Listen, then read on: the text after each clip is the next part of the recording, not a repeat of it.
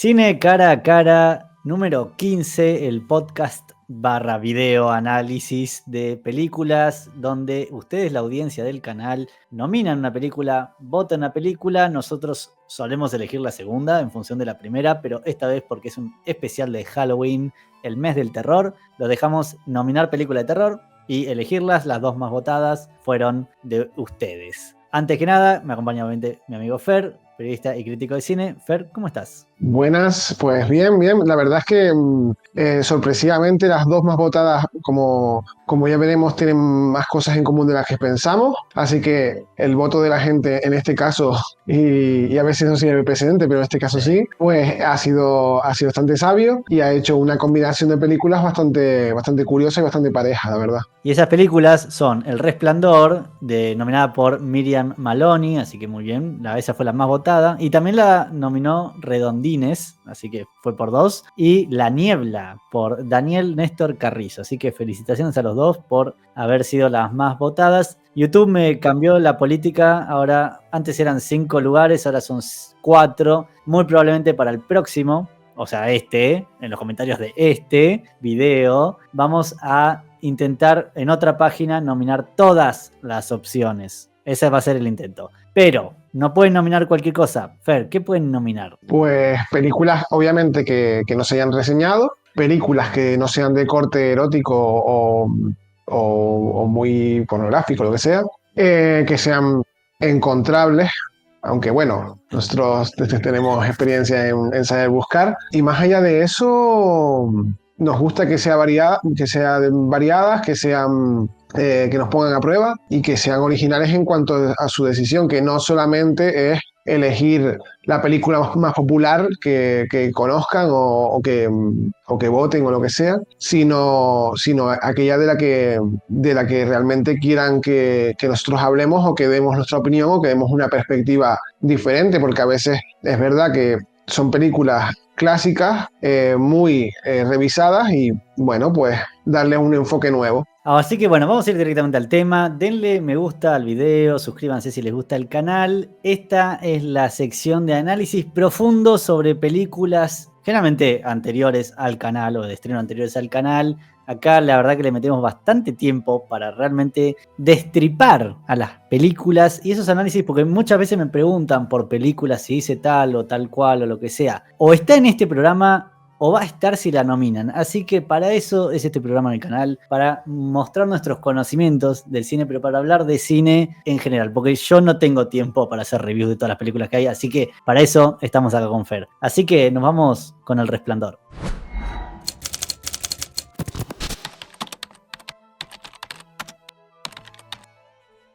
Bien, El Resplandor, una película de Stanley Kubrick de 1980, adapta obviamente un libro de Stephen King y adapta, vamos a después hablar de la adaptación en sí. Trata sobre una familia, padre, madre, hijo. El padre es Jack Nicholson, haciendo de Jack Torrance. Todo el mundo ve esta película. Van a cuidar un hotel que cierra en el invierno. ¿Por qué un hotel en la montaña cierra en el invierno cuando podría ser temporada de esquí o actividades invernales? No sabemos, pero bueno, tienen que cuidar. Por lo menos creo que son 3 a 6 meses el hotel. Es un hotel complicado, ha habido muertes en el pasado, particularmente del cuidador con su familia, pero Jack está muy dispuesto a ir, está muy convencido porque él es un escritor y quiere tener tiempo para escribir su novela. Y ahora vamos a analizar mucho a Jack Torrance, porque es un personaje muy interesante, ¿no, Fer? Sí, la verdad es que es un personaje que vive una situación de aislamiento junto con su familia, algo que va a tener también relación en la siguiente película, y en la que mediante esa situación de completa soledad junto con los suyos, y además mezclado con un sitio en el que ha habido varias situaciones traumáticas, pues revela toda una trama bastante intrigante y bastante completa, en el sentido de que hay muchas aristas, muchos lados para analizar esta película. Sí, a ver, hay ciertas cuestiones que son curiosas del personaje y yo que diría hasta contradictorias, porque no leí la novela, tengo entendido que a Stephen King no le gusta nada la adaptación de Kubrick, porque en la novela Jack Torrance es un padre de familia que le gusta a su familia, quiere a su familia, es un tipo amable, es paternal, y que con el pasar del tiempo en el hotel se va corrompiendo y se va seduciendo por la maldición que está en el hotel, digamos, ¿no? Como que se va endemoniando el tipo. Es la caída en desgracia de un padre de familia bueno y positivo y termina poseído, ¿no?, por los espíritus de este hotel y bueno, quiere matar a la familia, etc. Kubrick toma otra dirección con la adaptación. Sí, yo creo que es un tema obviamente de tiempo. Ya la película es bastante larga, bastante extensa, pero también, y entonces tiene que partir, según mi opinión, tiene que partir de un punto de vista, de un punto de partida creíble, para mostrar a un individuo que es fácilmente corrompible, que ya tiene esos antecedentes y que tiene ese background. Por ejemplo, en la cinta, aún así expone temas bastante complejos dentro de lo que es alrededor del personaje de Jack Torrance, como es ese drama familiar contra su alcoholismo y otros conflictos incluso adelantados a su tiempo, diría, como el maltrato, la violencia familiar o otros problemas que incluso escapan a lo tangible, diría, como los dones parapsicológicos, bajo la apariencia de problemas de índole mental o psicológica, enfrentados a otros conflictos realmente pertenecientes a la psicología de base y que no habían sido tratados con frecuencia con la suficientemente seriedad hasta entonces, como las consecuencias psicológicas y sociales del aislamiento que decía, y también la preocupación y el respeto, por ejemplo, que es una cosa que me llama mucha atención, a los territorios mortuorios de una comunidad como la nativa americana, algo que también luego veríamos en cintas posteriores como Poltergeist. O Cementerio de Animales, que es de También. Stephen King. Tiene algo Stephen King con los cementerios indios, ¿no? Ahora, yo lo decía, entendía igual la perspectiva del autor, porque en una película vos podés hacer ese recorrido de personaje, que tu protagonista caiga en la locura, parta de un lugar positivo y termine en uno negativo, se convierta de protagonista en antagonista, bueno, no antagonista, pero de héroe en villano, ¿no? Porque la película, como dijiste vos, ya el tipo detesta a su familia, nos lo dicen, queda muy claro, no les gusta, no soporta a la esposa, no soporta al hijo, ha sido violento con el hijo en el pasado y ante incluso la perspectiva de vivir en un lugar donde se cometieron asesinatos, él está perfectamente bien con la idea, no tiene ningún drama en hacerlo y eso en un punto yo acepto y estoy del lado de King, que puede ser que, si bien la película es un clásico, es buenísima y Kubrick es un genio como director, ok, separemos de ese lado, pero es verdad que le resta un poco de sorpresa también a la caída en desgracia de Jack. Sí, Jack de entrada era una basura de persona. Entonces, en realidad, no es un A más, ¿no? Se conoce ese tipo de personaje que es como Indiana Jones. Es lo que es al principio y es más de lo que es al final. Pero no hay un cambio, en realidad, entre una cosa y la otra. Pero bueno, qué sé yo, no es como que le saca algo de adentro. Hay una doble lectura porque, por un lado, el aislamiento le hace caer en desgracia, pero por otra, ese aislamiento le hace sentirse perteneciente a ese entorno. Entonces tiene una doble vía el personaje de Jack Torrance que lo hace complejo.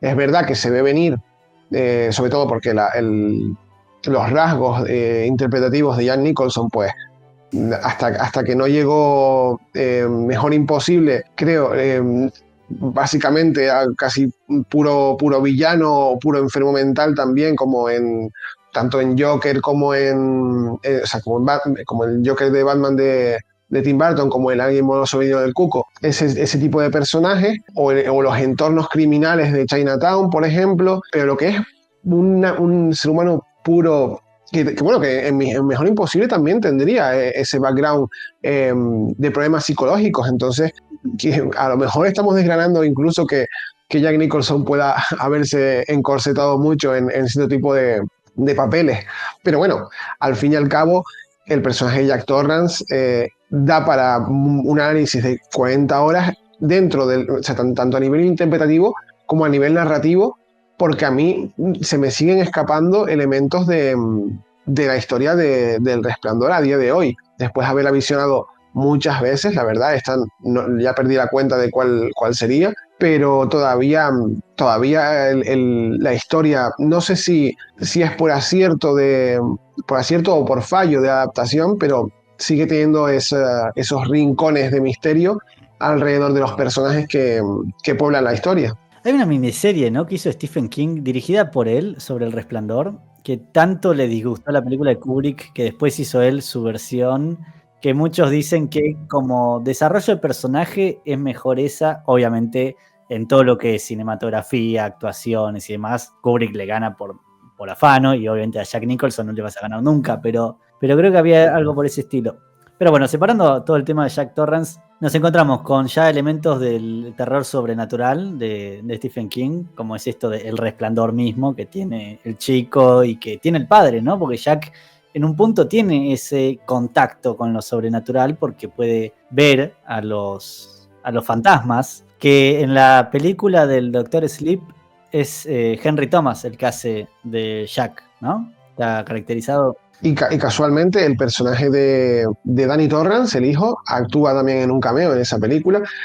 Obviamente hay un océano de calidad entre una y otra, aunque a mí me gusta la segunda parte, cuidado, pero es bastante mala en comparación con la primera. Pero yo lo veo más como El Resplandor, como o el Hotel Overlook, como un escenario en el que, por una parte, se dan sucesos paranormales agresivos, van en contra del huésped mismo, y luego está el héroe en contrapartida, que tiene ese don, que es para mí es el niño. Que el otro que tiene el don es el de Candyman. No es el de Candyman. ¿Cómo No, se llama el actor? Es parecido. Siempre me los confundo esos dos. Pero no bueno, recuerdo bien el nombre del actor, pero bueno, el personaje Dick Halloran, ese. que me da un poco de pena porque es es un buen maestro, es como, sería como, perdonen la comparación, pero sería como el Phil de Hércules, Claro. pero todo su viaje, todo el arco de ese personaje y toda su motivación cae en el absurdo, es completamente insulsa Está cuando mal llega el usado. desenlace. Porque el tipo, a ver, más allá, hay una cuestión acá rara en la película, que es, este tipo sabe lo que está pasando, se va de vacaciones a la Florida y Hmm, después se toma un avión cuando siente lo que está totalmente, pasando, vuelve, sube y su sí. único punto como personaje, en realidad el único uso que se le da son dos usos. El primero es llamar la atención de Jack y para que no vaya contra la familia y vaya contra él, pues llega y lo matan. Hmm, Y el segundo es haberles dejado un transporte a la esposa y sí, al niño. Pero fuera de sí, eso no sí, sí. cumple ningún otro propósito el personaje. No es muy lógico que una persona que acaban de conocer y que se despega de ellos a la segunda escena, porque solo comparten una escena ellos dos, o sea, que solo comparten quiero decir, el día en el que llega la familia Torrance al hotel y le explican dónde está todo y adiós muy buena. Y de ahí pasan a tener un vínculo emocional por el cual el hombre toma un vuelo desde Florida hasta, Sí. no sé, no recuerdo dónde estaba Eh, ambientado el Resplandor, Maine. pero se toma una molestia eterna para luego no llegar a nada, no llegar a nada. Sí, bueno, yo mencioné que el hotel es raro que no esté abierto en invierno si está en la montaña. Eso es un chiste, sí, pero es raro. Yo he trabajado en hoteles que cierran, pero cierran en otoño y en primavera. O sea, temporada de invierno y verano son como las temporadas altas de cualquier hotel. Así que en Con realidad, nevadas incluso. claro, es eso. Acá lo bizarro no es que exista el resplandor, es que este hotel no esté en quiebra, digamos, porque qué actividades puedes Sí. hacer en la montaña en verano que no puedas hacer en invierno, de hecho menos. Pero por este tipo de razones, te digo que se me escapan muchas cosas todavía de la historia. O sea, cuando Jack Torrance va a la entrevista de trabajo, Che. esa plantilla de gente que trabaja en el hotel, ¿realmente es gente normal o es parte de todo el entramado parapsicológico del hotel? Nunca me queda claro, o Mm. por ejemplo, ese personaje que aparece que aterroriza al personaje de Wendy, ese personaje vestido de oso, creo.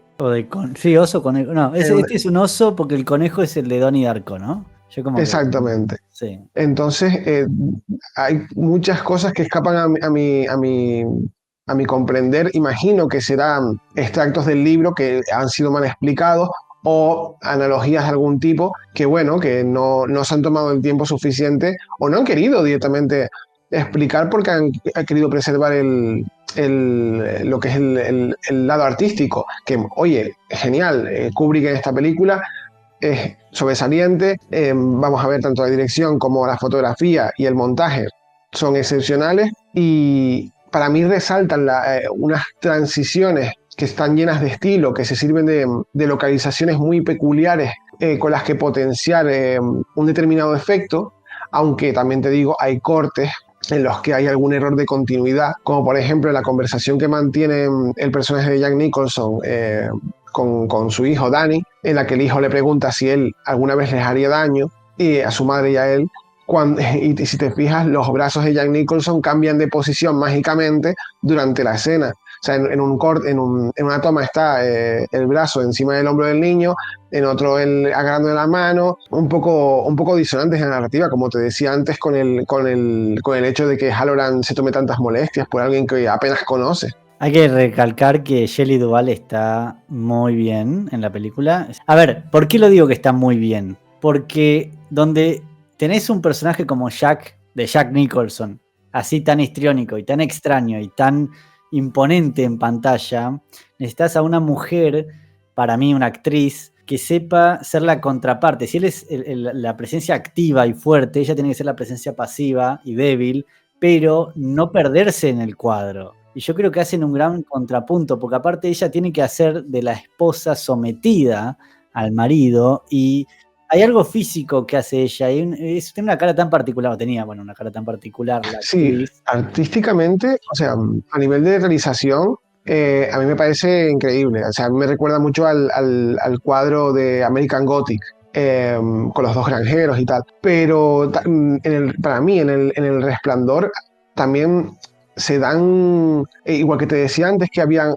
abordado temas que incluso podían ser adelantados a su tiempo, también aparecen ciertas perspectivas muy de esa época o incluso un poco retrógradas, diría yo.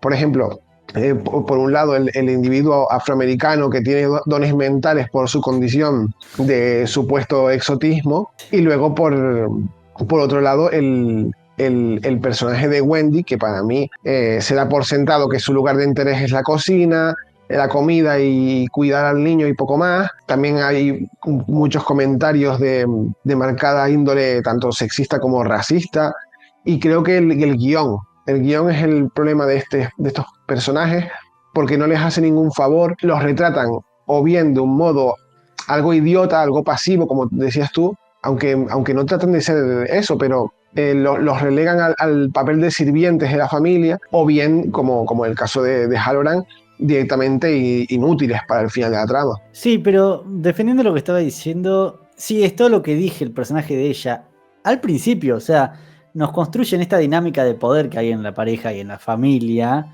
pero al final del día fíjate cómo ella, una mujer que la hemos visto débil, es una actriz aparte muy muy flaca, por algo hizo de la novia de Popeye en la película con Robin Williams, que es uno de los elencos más perfectos para hacer ese personaje de ella. ¿Cómo se llama la novia de Popeye?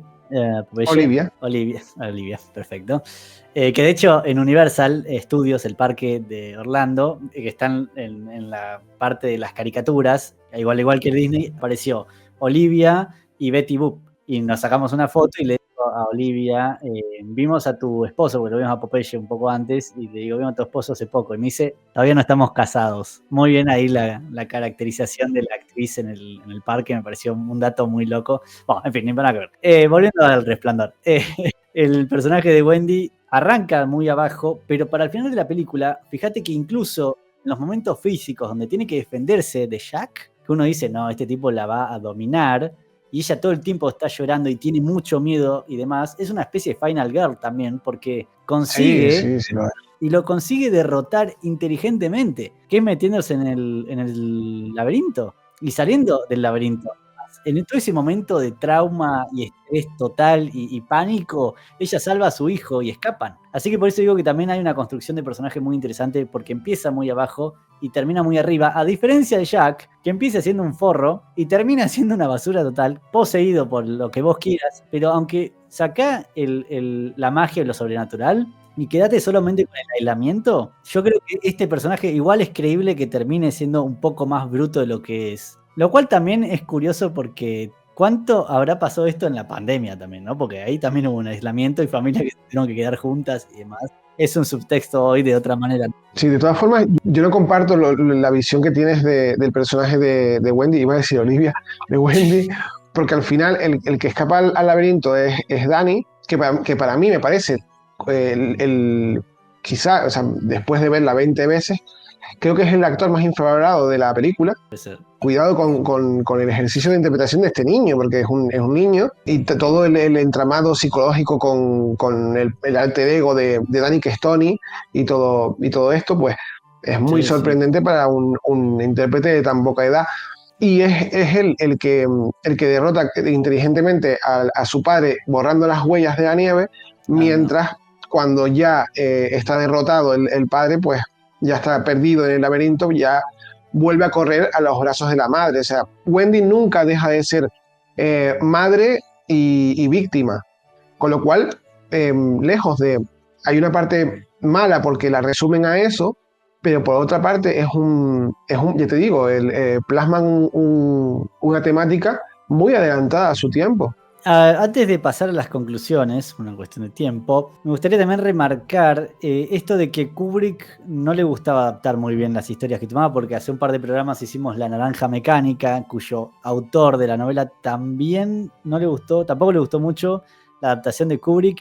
Y Kubrick, vos dijiste antes, hace un rato, esto de que hay ciertas cosas o escenas o personajes que aparecen y desaparecen y son medio confusas porque no se entiende qué forma parte de qué. Y tal vez es esto de decir que Kubrick toma el material original, lo adapta como a él le gusta, en realidad elige las partes que él quiere contar, cambia otras, y al cambiar eso, para su estética, para su punto, su tema o lo que sea, quedan desconectadas algunas capaz subtramas o personajes secundarios que estaban relacionados con cosas que después se le eliminó, entonces ya después no están. Creo que puede tener un poco por ese lado, que se confunde entonces la historia de Kubrick con la historia de King, y las dos no hacen un buen mashup, pese a que de nuevo la película es un clásico y se puede ver en cualquier época y sigue siendo muy muy buena, tiene sus cosas y bueno, es entendible donde no le gustó a King también. De todas formas, el ejercicio de dirección que hace Kubrick obviamente es perfecto en esta película. Como adaptación, pues no me meto en ese fregado porque el escrito original, bueno, pues habrá que ver la miniserie, pero recordaba ciertas localizaciones muy clásicas, por ejemplo la del laberinto, los pasillos del hotel y todo esto. Sobre todo los pasillos del hotel que tenemos recuerdos que se puedan asemejar a ese hotel, pero en los salones, en los golpes de terror también, es una película muy bien cuidada. Creía que iba a estar más desfasada en el tiempo y para nada, para nada. Sí es cierto que puede llegar a ser previsible y que no es el tipo de terror que se consume hoy en día, que sería mucho más gráfico, pero artísticamente está cuidado y es una película atemporal completamente. Es buena, la veas cuando la veas. Y te diría que King capaz no le gustó la película y habló mal de la película en esa época. El King actual, o el de los últimos capaz 20 años, te diría, ha sido mucho más diplomático con sus adaptaciones e incluso con otras películas, y se ha convertido, o se supo reconvertir en una especie de voz creativa que apoya películas, por ejemplo, La Niebla, ahora vamos a ir ahí, que a él le dijo que la película de sus adaptaciones la que más miedo le dio, lo cual es pura publicidad. De hecho, habló bien de The Flash, o sea, ya era una voz que contrataban para hablar bien de tal película, así que capaz que el King de hoy hubiera dicho que El Resplandor es buenísima, con tal de que la gente la vaya a ver y le paguen. Así que bueno, puede haber un poco de eso. Bien, conclusiones. No sé si quieres agregar algo más de... No, yo decir que, bueno, para mí, esta vez que he visionado la película, después de tantas veces que se ha repasado, pues en el fondo, El Resplandor, para mí habla sobre el maltrato familiar, la violencia machista y el trauma en aislamiento, y de cómo todo esto va creando consecuencias psicológicas al ser experimentado en ese estado tan específico de separarse de la sociedad o de vivirlo en silencio. La película, completamente recomendable. no solo por ser una de las mayores joyas del cine de los últimos 50 años, quizá, o por ser una de las mejores películas de terror de la historia, pese a que habrá muchos títulos mucho más terroríficos y traumatizantes, sino porque al final del día es uno de esos largometrajes cuyo visionado tiene tantas aristas, tantos lados, tantas lecturas, que cada vez que se experimenta se pueden extraer elementos o temas completamente nuevos, dependiendo del contexto histórico en el que se vea o del momento que envuelva a la experiencia de visionarla. Además, también es rotundamente importante en cuanto a su legado, y por eso Stephen King no podrá nunca quejarse no debería quejarse nunca de adaptación, porque si bien a lo mejor no es 100% fiel al escrito original, la experiencia de verla es asombrosa, y es rotundamente importante la cantidad de referencias e influencias que ha provocado en el cine posterior, y eso sin entrar ni siquiera en que su responsable es obviamente uno de los mejores cineastas de la historia moderna. ¿Y a quién se la recomendás? A todo el mundo, incluso a los que no les gusta el cine de terror, creo que le va a provocar, no es una película, a día de hoy, en 2024, creo que a día de hoy no es una película excesivamente traumatizante, y creo que es un clásico del cine, no solamente, no se puede encorsetar en el género de terror, en ese nicho de sustos y pasarlo mal, sino que es una delicia para verla, la verdad.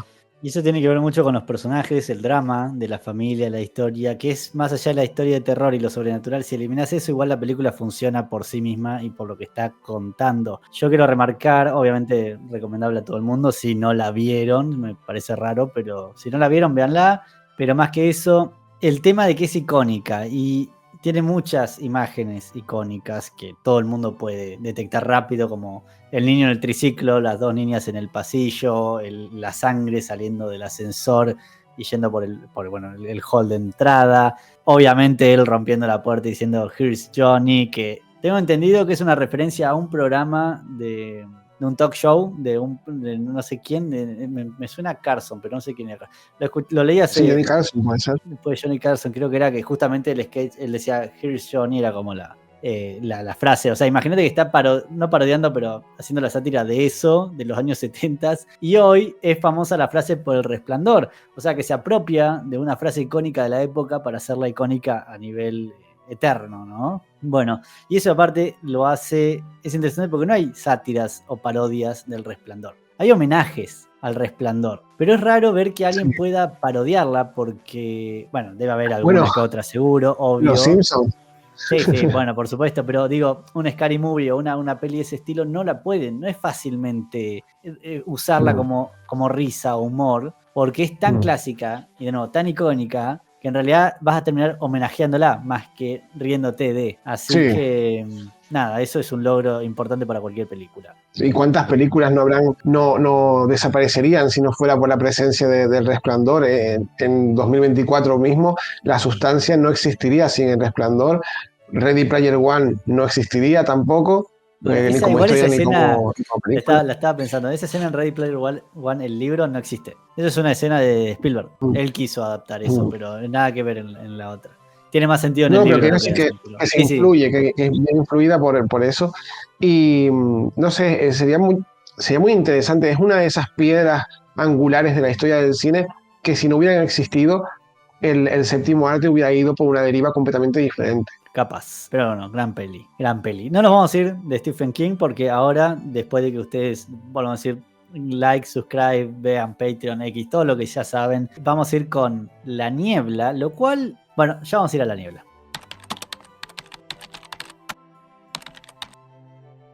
Bien, La Niebla es una película del 2007 dirigida por Frank Darabont, el mismo de Shawshank Redemption y La Milla Verde, dos adaptaciones de libros o cuentos de Stephen King. Es un director que después fue el showrunner de la primera temporada de The Walking Dead. Es muy importante. De hecho, los fans de Walking Dead van a ver La Niebla y van a decir: a este lo conozco, a este lo conozco, a este lo conozco, porque está todo el cast, básicamente. Yo nunca vi Walking Dead, así que no sé, pero trata sobre un pueblo en Maine, obvio, por supuesto, que arranca con una tormenta eléctrica huracanada, y desde las montañas a la mañana siguiente está cayendo una niebla. De protagonistas tenemos padre de familia, madre de familia y el hijo, así que por eso Fer va a hablar ahora de parecidos, que por todo este temporal que rompió cosas y se cayeron árboles y demás, van a ir al mercado, la madre se queda en la casa, va el padre, el hijo, el vecino, que es el Capitán Holt de Brooklyn Nine-Nine, me había olvidado completamente de eso. Van ahí, sí, que en paz descanse, gran actor. Y después de la niebla, que está atravesando el pueblo, hay cosas en la niebla que empiezan a matarlos, así que todos se tienen que ver aislados, como dijo Fer, en este supermercado y ver cómo sobreviven a lo que está ocurriendo. En un punto es parecido también al Eternauta, a mí me hace mucho acordar al Eternauta, pero eso es una nieve radiactiva, bueno, en fin, ya cuando salga la serie este año la gente va a entender qué es el Eternauta. Bien, Fer, ¿qué me puedes decir de La Niebla? Pues La Niebla es otra vez una historia de Stephen King, otra vez una historia de padre e hijo, porque la madre queda relegada a un segundo plano completamente, y además es una historia que trata sobre cómo el aislamiento afecta a la familia, al ser humano, pero en este caso dentro de una comunidad, igual que antes El Resplandor sería una comunidad un poco paranormal. En esta es una comunidad completamente real en Estados Unidos, en Maine, concretamente. Entonces, los paralelismos son muy obvios porque la película trata sobre el reaccionar a ese aislamiento. O sea, de repente, en medio de su propio pueblo, un padre y su hijo quedan aislados del resto, del resto de la comunidad, con unos personajes, unos individuos concretos que además casualmente, representan todo el abanico de personalidades que se pueden encontrar en un pueblo y de cómo esta ignorancia de lo que pasa, pues les afecta. Para mí, lo mejor de esta cinta es la aparición de temas como la dominación, por ejemplo, que ejerce la ignorancia frente al pensamiento científico o empírico en caso de situaciones extremas. Además de, por ejemplo, la representación de elementos como la violencia, la negación, la fe religiosa, la evasión de los problemas, la recurrencia a las drogas o incluso el conflicto físico como respuestas a situaciones traumáticas, ya sea en el caso de no comprender esa aparición de la niebla o cuando directamente la estupidez provoca consecuencias mortales e impactantes para esa comunidad o para sus más allegados. Sí, hablando del elenco, esta tiene más caras conocidas que El Resplandor. Bueno, El Resplandor tiene 4 personajes más o menos, así que tampoco me cuenta mucho. Ninguno al nivel de un Jack Nicholson, porque acá el protagonista es Thomas Jane. No es mal actor Thomas Jane, pero bueno, es Thomas Jane, o sea, no es como que, qué sé yo, es como que me diga, no sé, Paul Walker. Era mal actor. Sí, bueno. Madre mía. Sí, a ver, ¿no? Sí. Hacía bien lo que tenía que hacer, claro. Claro, es el héroe americano. Es el héroe americano mediocre, de bajo rango interpretativo y semblante muy parecido en todas las situaciones, que sabe guardar la calma. El padre de familia, básicamente. Sí, lo que tiene que hacer lo hace bien. Sí, bueno, yo no me lo termino de creer. O sea, la primera vez que vi esta película sí me pareció que hacía una interpretación muy buena, pero cuando ya vuelves a revisitarla te das cuenta de que es más bien un acierto del guión que de la interpretación, para mi gusto. Thomas Jane, para quien no lo conoce, hizo creo que no es la primera, creo que fue la segunda adaptación de Punisher a la gran pantalla. Sí, es la segunda porque la primera la hizo Dolph Lundgren en Exactamente. 89, creo. Una película que tuvo un presupuesto de $10 millones, si no recuerdo mal, y que bastante resultona fue, la verdad. Obviamente es muy diferente del concepto de Punisher que luego veríamos en Netflix con John Bernthal, pero bueno, es el héroe americano, básicamente. Pero no me creo la variedad el rango actoral no me lo creo. Está bien, es perfecto. O sea, para mí es como que es un actor que vos pones en pantalla y no es malo, o sea, no te va a arruinar una película, pero no lo pondría como, de nuevo, calidad actoral interpretativa. Él es un secundario, bueno, ponele. Como protagonista es raro. Pero bueno, después tenemos a Marcia Gay Harden, estoy acá viendo los nombres porque si no se me pierdo. Jeffrey DeMunn estuvo en La Milla Verde y no sé si estuvo en The Shawshank Redemption también. Me da la impresión, pero bueno, No seguro recuerdo. trabajo con él. Está Sam Witwer, lo cual me dio gracia verlo acá porque es un clásico de la serie de CW y otras series así o MTV o demás, como que siempre está en esas series y cuando aparece decís, bueno, un actor un poco incluso infravalorado me parece Sam Witwer. O sea, no es genial, pero nunca tuvo el salto cualitativo de carrera que podría haber tenido. Pero realmente, para mí, uno de los puntos más fuertes de esta película es realmente los secundarios que hacen un trabajo genial de interpretación. Ya tú dijiste, Marcia Gay Harden o André Brauer, el capitán Holt de Brooklyn Nine-Nine. Pero Toby claro, Jones también. sí, pero claro, todos esos secundarios luego te das cuenta de que lo que hacen es servir de círculo para apoyar literalmente, como sería en inglés, su clase de papel, a un protagonista que no deja de ser un héroe en apariencia, pero de rango mediocre y cuyo viaje emocional no termina de convencer. Entonces necesitas esos inputs de secundarios que salven la historia, básicamente. Sí, me quería, igual de todos los secundarios, quería mencionar a Norm, o sea, el personaje Norm, Chris Owen, que es ¿cómo era en American Pie?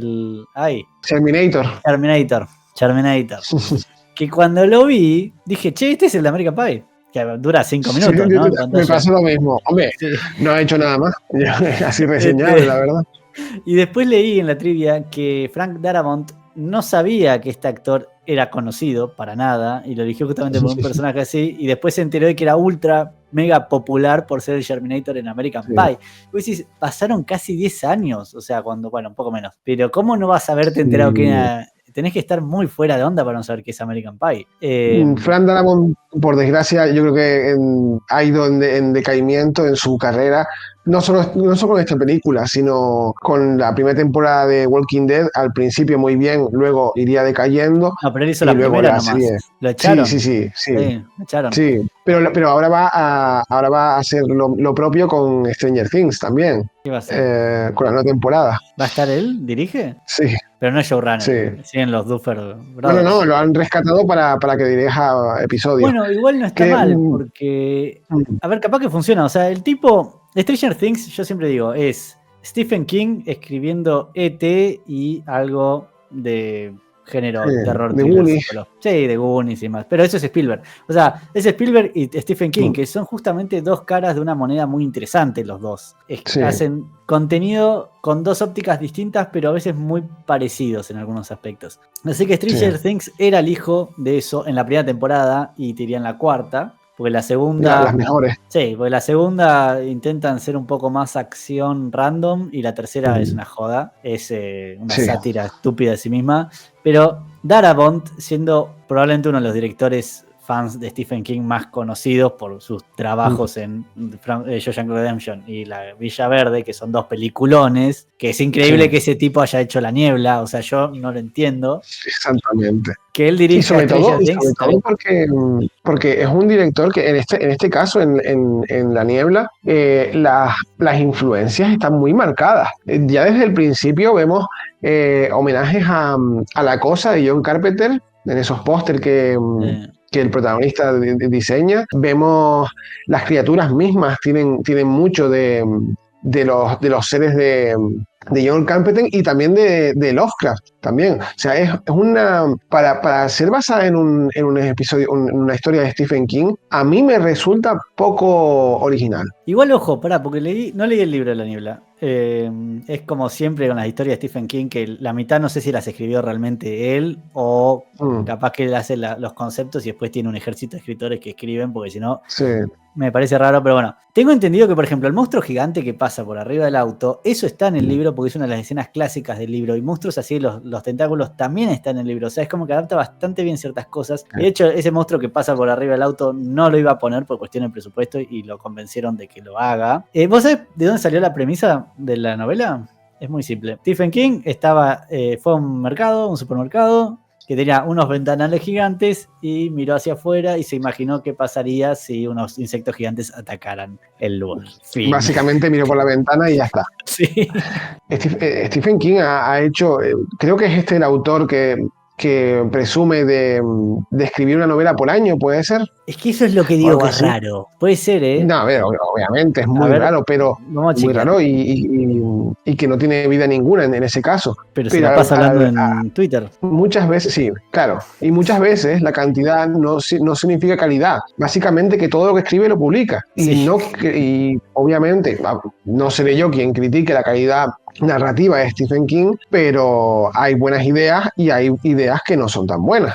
Escuchame, vos decías una película. Un coche asesino. Sí. ¿Un libro por año? No. Llegó a ser 3 libros por año. Todos los años uno seguro. Si no 2 o hasta 3 libros por año. Por eso digo que tenés un ejército de escritores fantasma. Acá hay algo rarísimo. No se puede escribir. Seguramente. Tanto. Está bien que después todas sus historias son más o menos parecidas, pero bueno, de nuevo, si vos y yo tenés varios conceptos para novelas y le haces sinopsis a alguien y después en base a esa sinopsis alguien te escribe la novela, todos tus libros van a sonar parecidos porque tus sinopsis van a ser más o menos parecidas. Sí. Pero es que es imposible tener el nivel de esto. O sea, ¿cuántos son? 65 novelas. 65 de 1974 hasta acá. O sea, hay más novelas que años desde que empezó a escribir. Y te digo que, bueno, Carrie, Salem Slot, The Shining, son las primeras. Bueno, ok. Todo eso. Esos son geniales. Te lo dejo. Pero es que yo creo que en realidad Stephen King ya escribía novelas para que las adapten. Entonces, capaz que en todo caso era.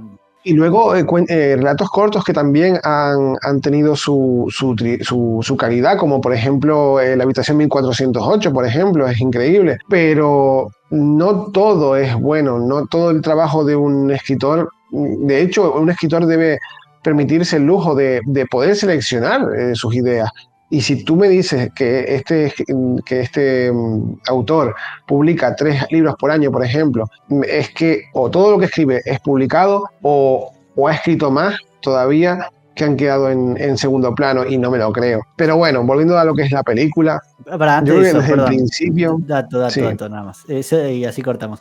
La mayor parte de los libros igual son menos de 500 páginas, excepto en el año... Desde el 84 y recién en el 86 escribió el siguiente libro que es It, porque tiene más de 1100 páginas. Sí, así que ese le tomó un poco más. Sí, me lo tuve que leer para superar el trauma, sí. No, es un montón. Bueno, ahora sí, volviendo a la peli. Yo desde el principio de la película, La Niebla me cuenta de un modo sutil que no es que la realidad supere a la ficción, que también, sino que es el propio imaginario humano el que puede albergar la respuesta a existencias o a situaciones que no había previsto. Por ejemplo, lo que te decía antes, que es como que existieran entidades parecidas a los monstruos de La Cosa de John Carpenter, o que una situación cotidiana pueda derivar en la necesidad de personalidades como la del pistolero del cartel, que no me queda claro si es un homenaje a Clint Eastwood o si es parte de la Torre Oscura. Las dos. Las dos. Sí, las dos cosas. Pues como que viene a decir que lo desconocido puede responder a nuestra propia imaginación, por ejemplo. Que podemos acertar si echamos a volar la imaginación. Es una situación Robinson, ¿no? La idea de estás perdido en una isla. En este caso la isla es el mercado que está en un mar de niebla. Eso lo hace interesante como premisa. Eso ahí me captó. Volviéndola a ver, dije, bueno, a ver esto cómo era. Y arranca bien la peli. Es dinámica, va rápido a las cosas, no se toman 1000 años para arrancar. Al principio los personajes estaban bien. Es un poco la familia idílica que me tiene podrido, pero en fin.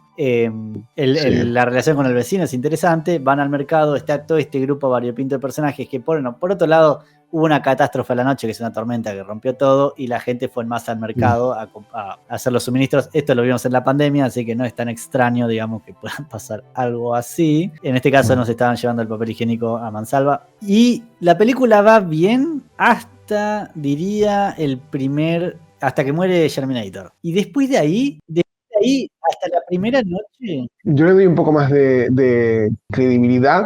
Yo diría que hasta que muere el vecino. Porque otra vez, igual que en El Resplandor, un personaje afroamericano se construye como muy elaboradamente para terminar de buenas a primeras de un modo completamente insulso. Eso es otro paralelismo que tiene con El Resplandor. Pero bueno, sí, tanto yo decía, la muerte de Terminator hasta la noche incluido en el medio la muerte del tipo, que es la otra muerte, es la del motoquero. Me empezó a aburrir, ¿sabes por qué? Mucho diálogo, y no cualquier diálogo, mucho Sí. diálogo de la religiosa, y muchos de ellos todos, a la mitad de los personajes no le interesaba lo que estaba pasando en la escena, y a los otros la estaban Ujú. escuchando y nadie hacía nada. Y Sí. esos son unos Pero 10 al final, minutos de hablar y hablar y hablar que decís, bueno, a ver, sí, hace algo. a lo mejor se extiende mucho, pero yo lo veo como un paso necesario para lo que es lo que es uno de los temas centrales de esta película, que a mí particularmente de todas las conclusiones que se pueden extraer de ella, lo que más me llama la atención es cómo pone el foco en que algunas reacciones emocionales llevadas a cabo de manera exacerbada y de forma colectiva también son tan peligrosas como incluso la amenaza exterior y desconocida a la que se enfrentan, como es el caso, como tú dices, del fanatismo religioso. Sí, sí, no, está bueno porque estableces el tema. Lo que a mí me molestó es que es largo, y se estira, y Mm, la tipa nos redacta, no sé cuántas veces nos dice versículo del Apocalipsis. Es como que sí, ya entendí, ¿viste? Cuando decís, ok, casé el punto. Ahora quiero que o los demás personajes reaccionen, se genere el conflicto y demás. Lleguemos rápido a esa parte. Ya entendí qué es lo que estamos hablando, pasemos a lo siguiente. Pero como que se estira y se empieza a quedar en eso. Pasa lo del motoquero, el vecino, etcétera. Y después de ahí, a la noche tenemos otras secuencias más, así alargando y esto que si va. Y después ocurre, bueno, el ataque a la noche, que es uno de los ataques más estúpidos que puede haber, porque vos decís, ay, ¿cómo pueden ser tan idiotas totalmente. todos? Pero es que Es parece que que es joda. a eso me refiero cuando el espectador se da cuenta antes de lo que está pasando, que el mismo personaje es que algo va mal ahí. Y además, tampoco me parece original el uso o sea, no es original el uso de la religión ya cuando La Niebla se había estrenado, existía The Wicker Man, por ejemplo, la versión antigua, no la versión de Nicolas Cage que es una comedia, básicamente. Y bueno, ya luego vendría, pues, títulos como Midsommar o cosas así. Entonces, no hace falta extenderse tanto en el aspecto religioso para saber que es un tema central de la psique del ser humano, sobre todo en estos casos. Y aparte cuando Frank Darabont abordó el tema religioso mucho mejor en La Milla Verde, que no Sí. es tan in your face, o sea, está bien Mm. desarrollado, está bien puesto con los personajes y cómo todo, pero acá cuando la tipa te empieza a recitar la Biblia durante 15 minutos en distintos lugares, ¿no? Ya cansa, ya entendí que la tipa es una hiperreligiosa. Avancemos en todo caso con esa subtrama, si querés. O sea, ¿quién más empieza a escuchar al personaje? Porque al principio la tipa está loca, todo el mundo la trata de loca y demás. Y bueno, después con la trama sí, empieza a tener una especie de culto. Empieza a tener razón, digamos. No razón ella, pero es decir, a la mirada de las personas puede decir, bueno, esta tipa tan loca no está. Mm. Por otro lado, bueno, no sé, yo qué sé, es un poco raro también la reacción de la gente ante lo que está pasando, porque yo creo que la diatriba que vos decís, ¿por qué mataron al abogado? Cuando generaba una posición para mí mucho más interesante que la religiosa. Exacto. Pero si querías hacer la tripartita, hagamos la tripartita, la religiosa, los que están mirando lo que está pasando y los que no pueden creer en lo sobrenatural. Claro. Pero eso, como dijiste, no se desarrolla y el tipo automáticamente decide irse. Porque vos Sí, sí, podés sí, es ser una una... dicotomía mucho más realista. Es el conflicto primero, del hombre caucásico con el hombre afroamericano, pero a la vez del vecino, que hay más, que hay, que tiene más sentimiento de comunidad que el conflicto que tengas con tu propio vecino y que te encierra en un sitio, uno cree en una cosa y otro que en la otra, uno pertenece a un mundo y otro pertenece a otro. Lo que a mí me da más rabia es que no es que usen el tema de religión porque es algo natural, pero que le den tanto protagonismo. Cuando desde el primer minuto se ve que son locuras lo que está diciendo la mujer y que no se... vale que se represente eso, pero no que se represente de un modo de liderazgo, porque a mí me parecería bien que fuera un nicho, que fuera un pequeño grupo como el grupo de los militares, pues el grupo de los religiosos. Eso sí me parecería bien, pero que tenga tanto poder esa señora que dice soflamas completamente fuera de lugar A ver, y que completamente idas de olla, pues no me lo creo y es un error o de guión o del escrito de original o de algo, pero igual, bueno.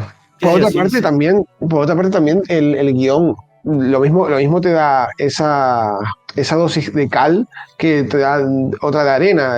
Tiene muchísimos riesgos el guión que para mí Es verdad que son morbosos, pero para mí son el gran acierto de la película, la originalidad de poner ciertos eventos que normalmente en una película de terror, salvo que sea Cementerio de Animales, por ejemplo, pues no correrían el riesgo de utilizar. Yo ahí sí que me tengo que descubrir ante la película, pero creo que es lo único bueno para Pero mí. ¿como cuáles? ¿Qué riesgos?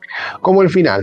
Como Bueno, el ahí vamos al final. final. Antes de ir al final. Volviendo a lo que dijiste antes, yo puedo creer igual un poco la parte religiosa en el sentido de que si la tipa te está diciendo que viene el apocalipsis y los monstruos del infierno y demás te van a matar y de repente viste todos estos bichos voladores, los tentáculos y demás, no te digo que capaz que son del infierno, pero algo sobrenatural hay acá. Que para la audiencia no lo mencionamos, pero es que se abrió un portal, había una investigación científica en la montaña, se abrió un portal y por eso sale la niebla y los monstruos y más. Esto me parece un error contar eso, la verdad. No, está bueno porque lo iban a mostrar, iba a ser una escena inicial, iba a empezar así, decidieron no filmarla directamente, lo cual es un acierto eso, dejarlo un poco ambiguo, o sea, nos cuentan que puede haber sido eso, pero en realidad nunca nos muestran realmente que fue eso. Pero bueno, tiene sentido. Lo que creo es que, bueno, puedo entender que ciertas personas digan, ok, puede ser que haya algo de Dios en todo esto. Ahora, lo que no entiendo es por qué, si el abogado, que más allá del color de piel, yo lo tomo como que es un tipo de Manhattan, es un tipo de esto de una sociedad un poco más elevada, tiene más dinero y es un tipo poderoso porque tiene influencias y demás, irracional, ¿no? Él se cree el racional, el que no cree en la magia. Él termina diciendo, bueno, vamos a salir para buscar ayuda y punto. Ahora, ¿por qué no lo hizo antes? Si es tan racional. ¿Por qué dejó pasar tantas horas? Si en sí la niebla, si vos decís que no hay nada en la niebla y no hay nada peligroso en la niebla, fuera de que no podés ver, no es también algo terrible. O sea, si mañana hay una niebla y no hay monstruos, qué sé yo, es peligroso porque no ves nada. Pero fuera de eso, si eso era lo único, entonces podría haber salido antes. El hecho de que salga después... Supongo que sería por el poder de influjo de la comunidad en el individuo, diría yo. Pero claro, eso que a mí me parecería bien que fuera racional y que una vez pasara eso, cambiara completamente su personalidad y saliera un yo más miedoso, más sometido. Incluso que el racional no sea tan racional ni sea tan inteligente como se cree.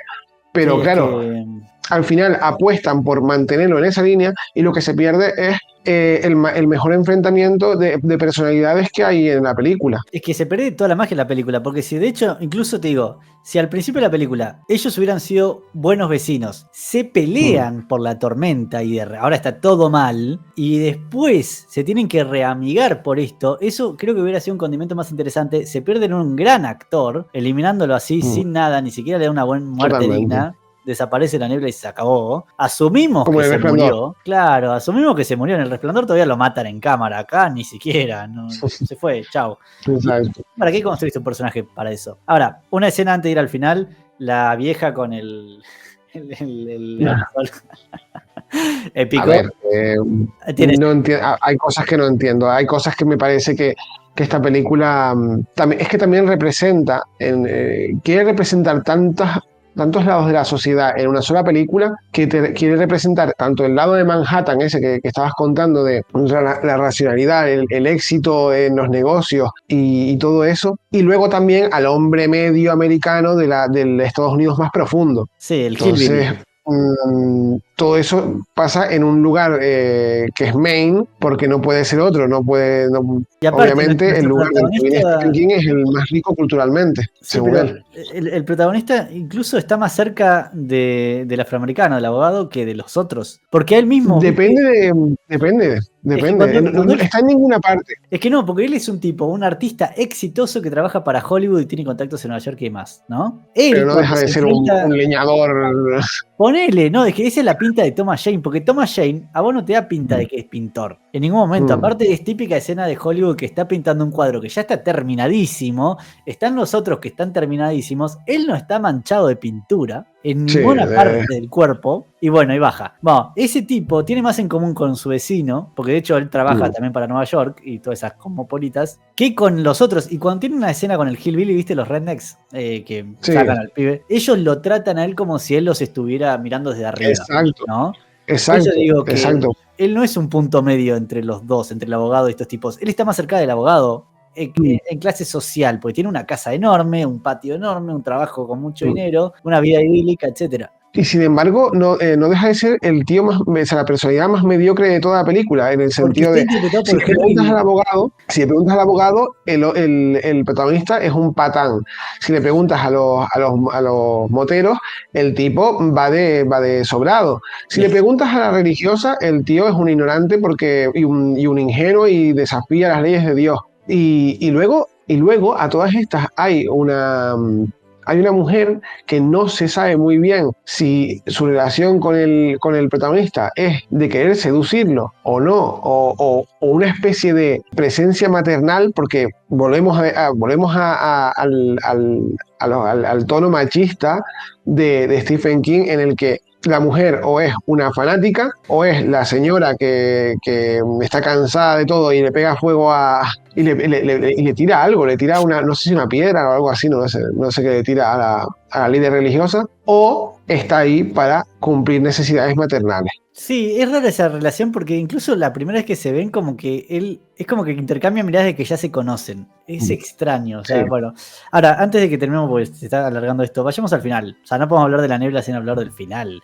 Este sí, final, exactamente. Frank Darabont decidió hacerlo con la productora que lo hizo porque le permitieron mantener el final de la novela. Bueno, no es el final de la novela. Ok, ahora voy a hablar de eso. Otra productora quiso cambiarlo. En la novela, tengo entendido, porque esto es lo que leí, él tiene la idea de que, bueno, tienen, creo que eran 4 balas y 5 personas, o 3 balas, 4 personas, una cosa así, porque hay una persona menos en la novela, una persona más, no me acuerdo. Sí, Y él dice, bueno, está esta solución de última, agarran el auto y se van. Listo, así termina la novela. Frank Darabont lo que decide es agarrar esa línea de pensamiento del protagonista y llevarla hasta su máxima conclusión, que es lo que Stephen King no hizo. Y sí, Stephen King terminó alabando esa decisión de decir, así debería haber terminado la novela, porque es mejor el final, es menos ambiguo. Directamente el chabón, ¿qué pasa, gente? Están en el auto con la tipa, el hijo y demás, los sobrevivientes de ese grupo, están en medio de la niebla, se quedan sin nafta, no pueden ir a ningún lado, tienen el revólver, hay balas para todos menos uno, así que él mata a todos y sobrevive. Y apenas los mata a todos, se disipa la niebla, llega el ejército, están los sobrevivientes del mercado. Bueno, el mercado es una escena eliminada. Está la sobreviviente que la primera que salió, la madre de los dos pibes. Digamos, o sea, no hacía falta matar a nadie. Ese final lo vi de adolescente, me acuerdo la primera vez, y fue como, qué hijos de puta. Qué forros, o sea, dale, no váyanse todos a cagar. Eso es lo que pensé. Es como que te deja, viste, si no es un twist, no es nada, es querer hacerte sentir mal nada más. ¿Qué opinas, Fer? obviamente, pero luego por otra parte, primero que es arriesgado, porque una de las víctimas es un niño, y eso en las películas de terror no suele pasar.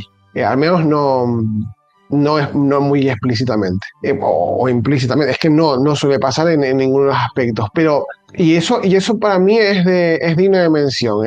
Se toma su riesgo, es morboso, sí, pero no es un final al uso. Sin embargo, cuando lo piensas racionalmente y te metes en la piel del padre, a él no le importa el resto de las personas. A él lo que le importa es su hijo y él, supongo. Con lo cual, él tendría que ver, vale que acabe con la vida de su hijo para ahorrar el sufrimiento, pero no puedo creer que piense también en los demás, en todos los demás, antes que en sí mismo. Yo creo que si las Ok. balas no son suficientes, alguno debería quedarse sin morir, pero que no fuera el padre. El padre podría haber dicho, no, no, no, no, yo esto no lo vivo, que lo viva otro. Sí, bueno, es altruista, ¿no? También en su parte, o sea, decir, bueno, yo voy a hacerlo, me sacrifico por los demás, que después vaya Sí, sacrificio, ¿no? pero O sea, yo estoy seguro que termina la peli, pero sigue la siguiente escena es él agarrando una pistola y metiéndose un tiro en la cabeza, porque no podés sobrevivir vos a algo así. No, no.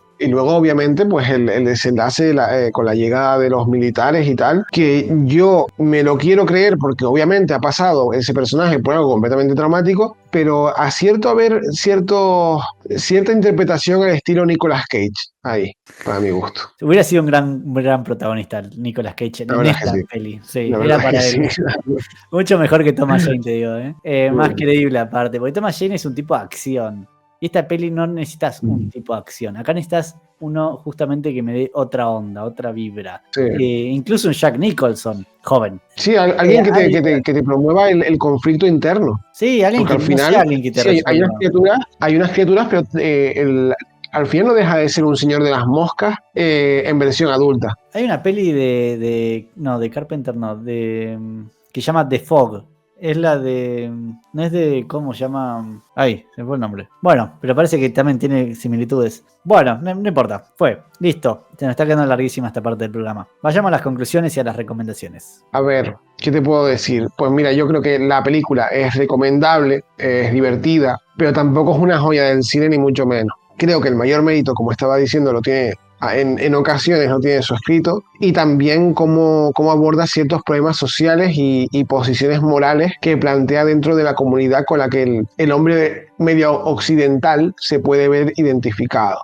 Más allá de eso, creo que es una de esas obras de Stephen King que funciona más como idea que como adaptación, que tiene elementos buenos, obviamente, e influencias de clásicos del terror, como estábamos diciendo, como estaba diciendo antes, como es la literatura de Lovecraft o títulos de Carpenter, por ejemplo, u otros títulos clásicos del propio King, pero yo me quedo con que su mayor base son los riesgos narrativos de los que hace uso, como es el caso de lo que estábamos diciendo ahora, de su fatídico desenlace, y poco más. Una película divertida para pasar el rato.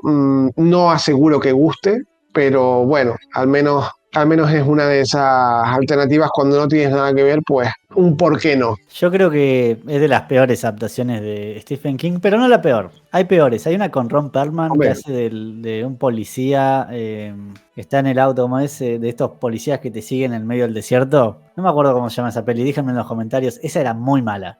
Objetivamente era mala. Esta no es de las peores, pero considerando los otros trabajos de King y los otros trabajos del director, particularmente las adaptaciones de King, la verdad que sorprende lo mal están los personajes y lo poco interesante que es la historia en sí. Yo creo que es más la premisa, como dijiste vos, que otra cosa. O sea, no le encuentro mucho valor artístico. Los efectos especiales, me acuerdo que eran malos en el 2007, no eran buenos en esa época, y no lo son hoy.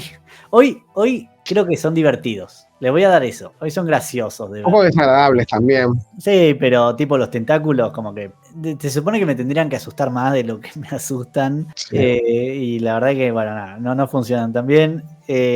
Para mí, el final, Fer, yo entiendo la parte que dices de es arriesgado, bla, bla, bla. Me parece uno de los peores finales de la historia del cine. Siempre me ha parecido.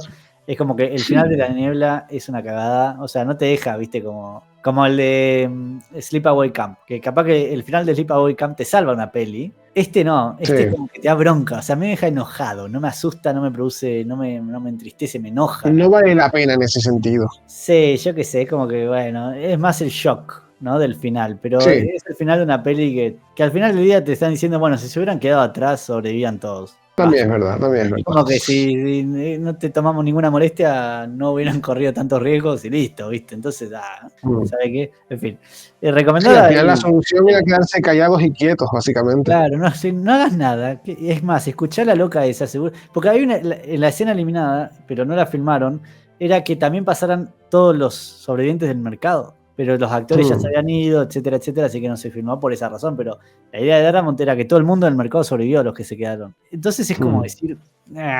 O la primera tipa que salió a buscar a sus hijos está viva. O sea, es que es un poco quién vive y quién muere. Y ¿sabes por qué la dejaron viva? Porque les gustó tanto la actuación de la actriz y tan fuerte que dijeron, bueno, que esté viva al final. Pese a que no tendría sentido que esté viva, porque todos los que salían morían. Obvio. Bueno, en fin. Muchas gracias por haber visto el video hasta acá. Espero que les haya gustado las reviews. Muchas gracias, Fer, por estar en otro cine cara a cara. El próximo, libertad total para elegir género, lo que quieran. Elijan lo que quieran, pero bueno, hay algunas pelis que en los directos solemos decir, nominen esta. Esta vez vamos a intentar poner una página externa de encuestas con un link. Síganla, vamos a probar algunas en la semana, a ver cómo funcionan, para que estén todas las nominadas. Ustedes pueden acceder a todas las nominadas. Nosotros no queremos elegir más. 4 o 5 películas. En serio que es difícil elegir las películas. No nos gusta, no es como que decimos, bueno, esta. No. Queremos que estén todas. Nominen todas y elijan entre todas. Así que vamos a intentar hacer eso, a ver cómo funciona. Vamos a hacer la prueba.